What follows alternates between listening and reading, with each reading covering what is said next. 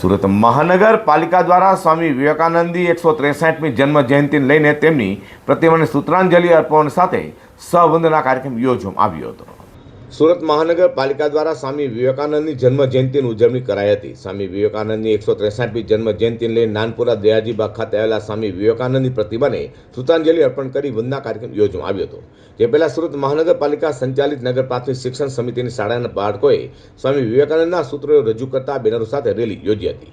તો સુરતના પ્રથમ નાગરિક mayor Dakshesh Mavani, deputy mayor Narendra Patil સહિત પદાધિકારીઓ અને અધિકારીઓ દ્વારા સ્વામી વિવેકાનંદજીની પ્રતિમાને સૂત્રાંજલિ અર્પણ કરી હતી। ये 12 જાન્યુઆરી વિશ્વગુરુ સ્વામી વિવેકાનંદની જન્મ જયંતિના દિવસે સુરત મહાનગરપાલિકામાં દર વર્ષે પરંપરા અને ભાગરૂપે અમે સૌ જનપ્રતિનિધિ દ્વારા વિવેકાનંદની સૂત્રાંજલિ કરીએ છીએ, તેમને વંદન કરીએ છીએ। સ્વામી વિવેકાનંદજીના સૂત્રો આજે પણ ભારતના નહીં પણ વિશ્વના યુવાઓને પ્રેરણા આપે છે।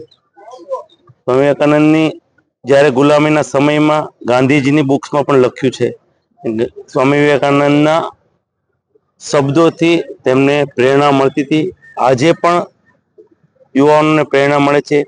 આમ ગોલ્ડમેન સ્વામી વિવેકાનંદજીની 163મી જન્મ જયંતિને લઈને યોજાયેલા કાર્યક્રમમાં સુરતના પ્રથમ નાગરિક મેયર દક્ષેશ માવાણી, મનપા કમિશનર સહિત પદાધિકારીઓ અને અધિકારીઓ અને શહેરીજનો મોટી સંખ્યામાં આજે હાજર રહેવા પામ્યા હતા।